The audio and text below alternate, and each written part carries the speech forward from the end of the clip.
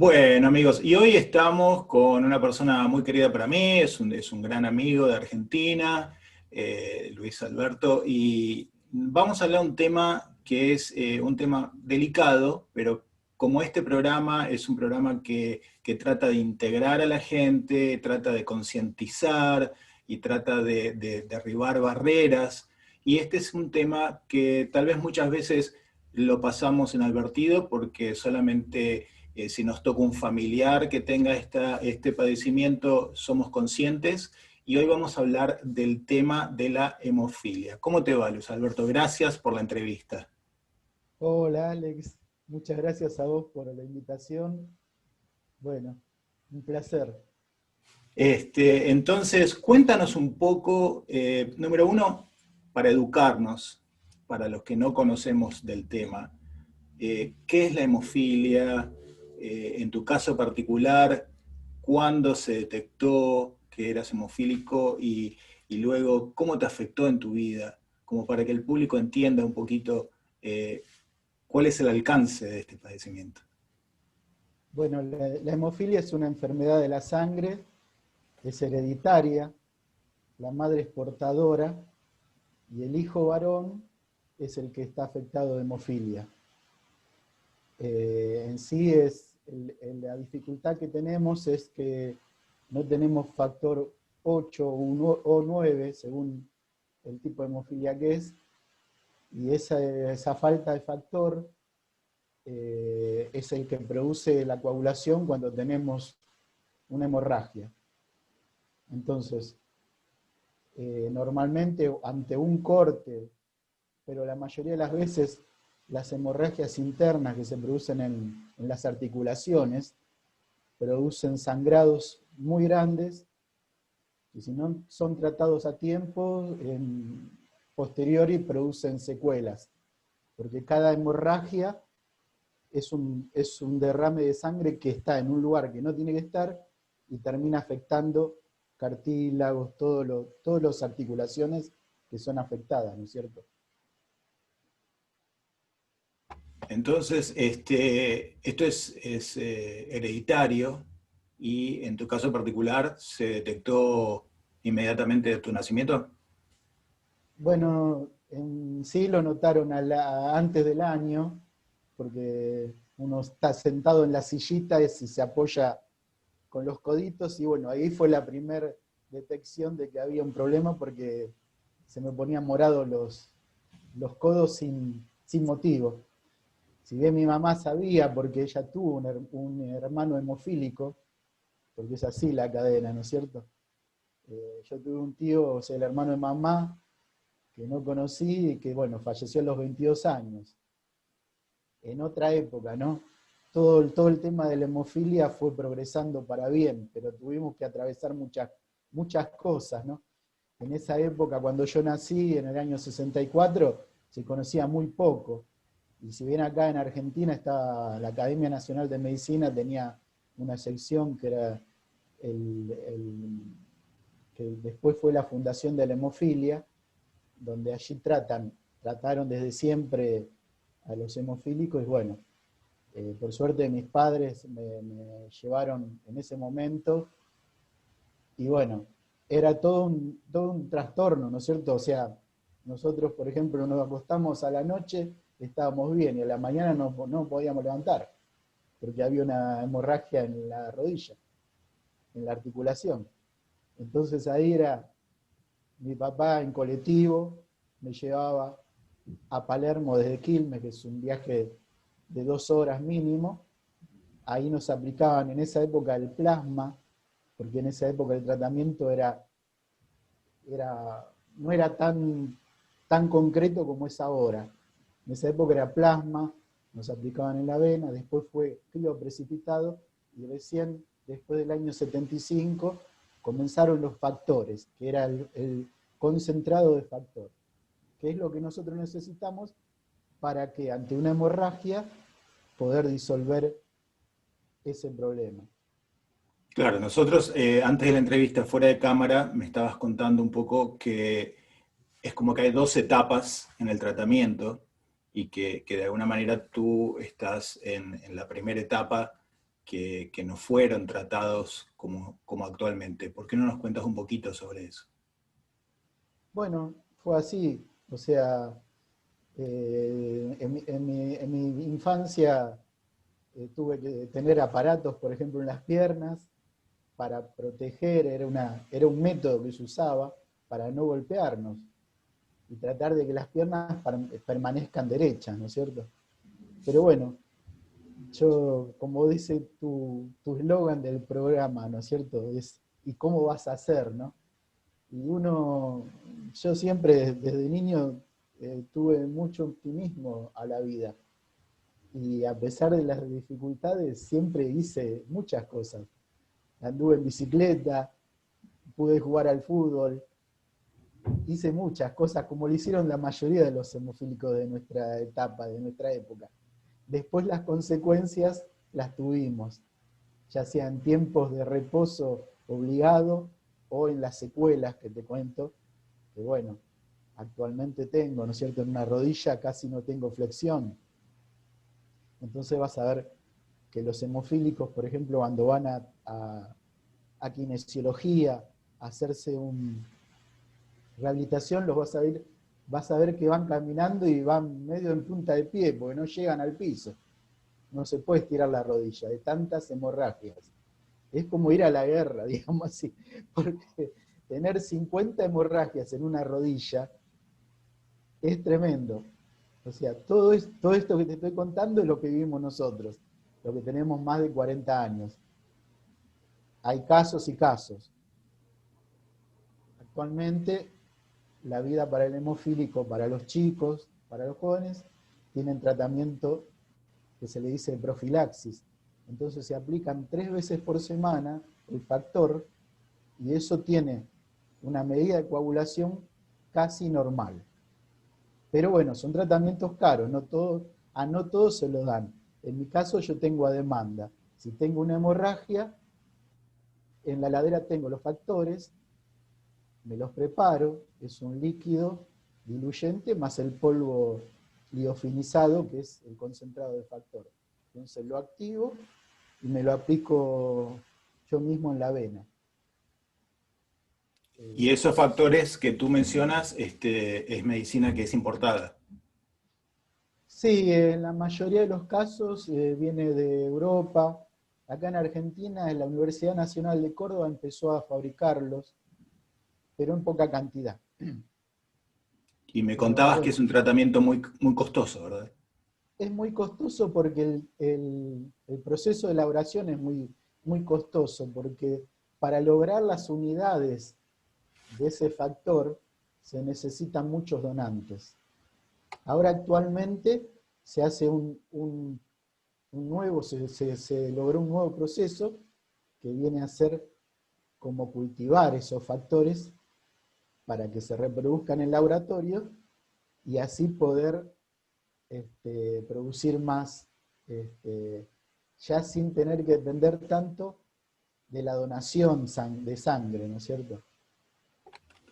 Y es muy interesante lo que mencionaste antes sobre la mención al nombre del programa y cómo vas a hacer y lo que contaste de jugar al fútbol, que bueno, aparte de que nos une un hobby, también nos une tu localidad de Quilmes y tú jugaste al fútbol en el club de Quilmes, que es donde mi papá jugaba cuando era joven, así que bueno, tenemos varias cosas que estamos en común. Y cuéntanos un poquito, cuando eras chico, ibas a la escuela, lo que me contaste anteriormente, y que era, a medida que fuiste creciendo, cómo fue todo el aspecto interno de saber que tal vez los otros nenes tenían mucho más movilidad y hacían cosas que tus papás te decían que no hagas. ¿Cómo te afectó eso a ti en lo personal? Y era un aprendizaje constante. Yo, la verdad que soy un agradecido a la vida de nunca haber renegado a la enfermedad, que es una cosa que muchas veces se ve en las personas que se sienten maldecidas, ¿no? Por decirlo de una forma, por tener esto u lo otro. Y a mí eso nunca me pasó. Siempre tuve como una comprensión interna. Y después trataba de relacionarme como cualquier chico normal, o sea, en la primaria jugábamos como podíamos, ya te digo, andábamos en bicicleta parado de los pedales, sin poder flexionar las rodillas, después, bueno, pues ya dejamos los aparatos y empezamos a flexionar un poquito, después, bueno, jugar al fútbol, las caídas, los golpes.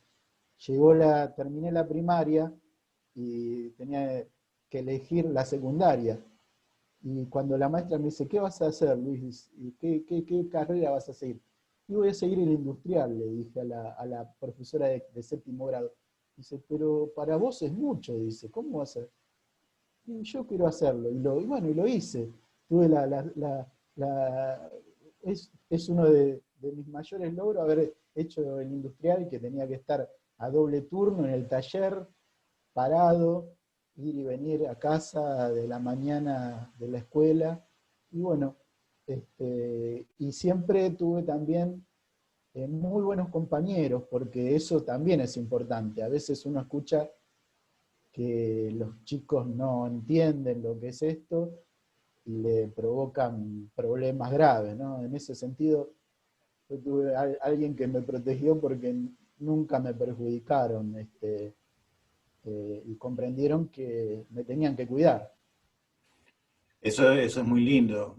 Aclaremos también lo que mencionaste sobre la palabra industrial, la escuela industrial, que tal vez en mucha gente que nos ve no es de Argentina y no entiende. En Argentina en nuestra época había como tres diferentes posibilidades. Uno hacía el bachiller, que era una cosa más de oficina, de términos genéricos, hacía el comercial, que tenía más una inclinación de contabilidad, y después estaba el industrial, que muchos chicos iban al industrial y en donde era doble turno, y había talleres en donde uno trabajaba, le enseñaban a utilizar el torno, y le enseñaban un oficio, y salía con un título de técnico en algo, ¿verdad? De electricista o lo que fuere. Claro, era general, pero teníamos una visión de todo lo que era, ya sea tornería, carpintería, electricidad, todos los rubros se veían en la escuela técnica. Y bueno, Y lo que contás de los amigos es muy interesante, porque claro, el que está contigo, como tú dices, te tiene que cuidar, y para eso tiene que entender cuál es tu padecimiento, o sea, que ellos se interesaban y te preguntaban. sí, sí, siempre fueron muy cuidadosos, nunca tuve problema. Es más, si he jugado al fútbol fue porque ellos me han cuidado, porque nunca recibí una patada adrede, digamos así. Claro, no te podían entrar fuerte, digamos. No, para nada. Y Escucha, bueno, y con el trabajo, ¿cómo fue? bueno, es interesante también. Yo en el último año de la secundaria tuve una caída muy grande, fue la caída más fuerte. Se me aflojó la rodilla y caí con todo el cuerpo sobre ella. Y esa caída, bueno, me provocó estar más de 2 meses en cama con una hematoma desde la ingle hasta el dedo gordo, digamos así. Bueno, después tuve que volver a aprender a caminar, porque después de tanto tiempo estar quieto es muy difícil. Y bueno, lo fui logrando, ¿no es cierto? Y en ese momento no me sentí con capacidad de seguir un estudio terciario. Pero tuve la fortuna de poder hacer lo que tenía como vocación. Mi vocación para mí era manejar, y más en ruta. Ese era mi mayor deseo.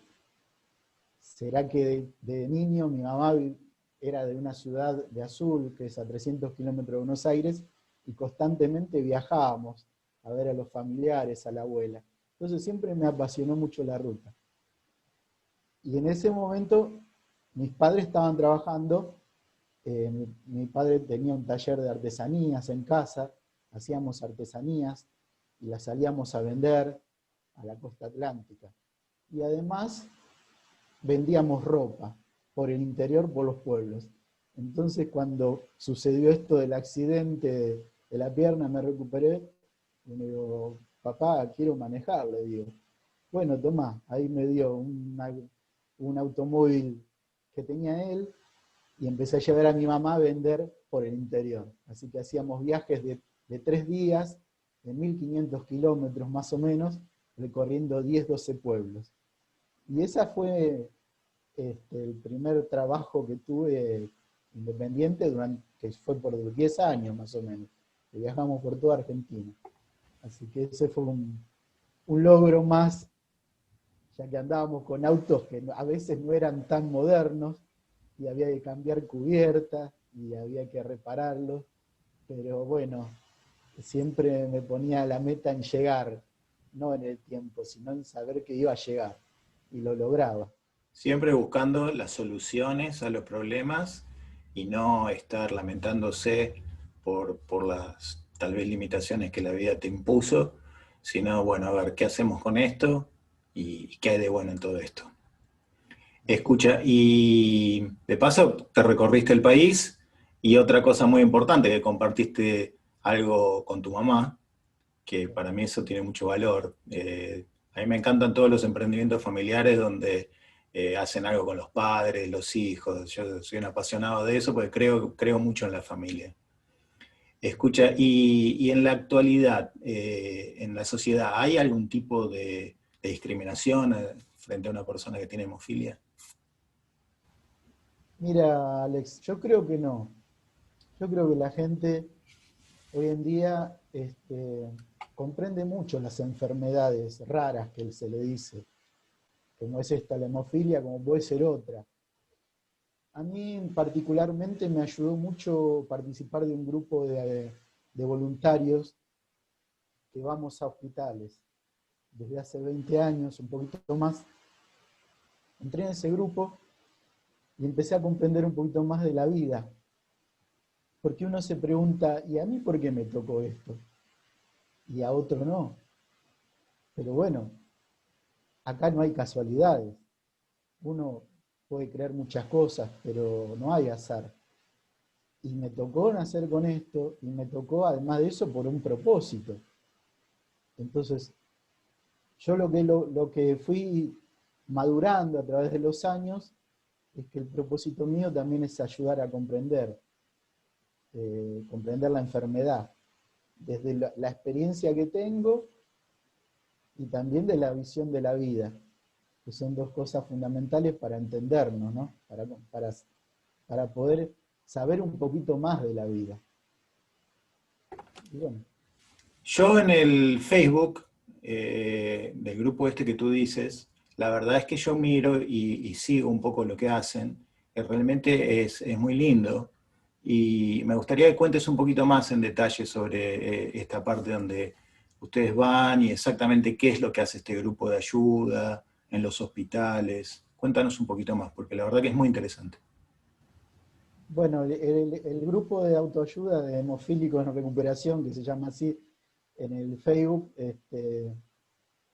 es una iniciativa de conectarnos más que nada.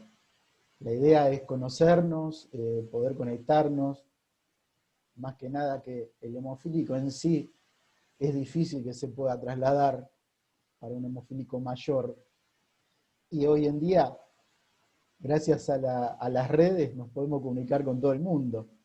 Entonces, a través de este grupo hemos conocido un montón de gente, de compañeros, de mamás, de papás, que, bueno, al tener niños quieren interiorizarse, porque los temores siempre están, más allá de que los tratamientos sean buenos, siempre surgen cosas.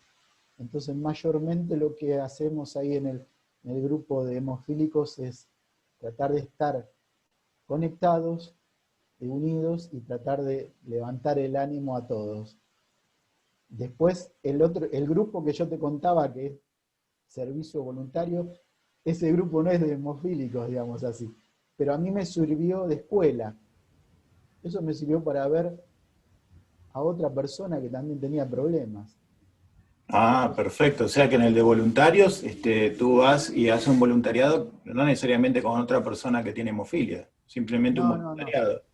Ok. claro, claro, así nos reunimos un sábado a la tarde y vamos a un hospital. Por ejemplo, acá hemos ido al Hospital Moyano, psiquiátrico de mujeres, al Borda, hospital de niños.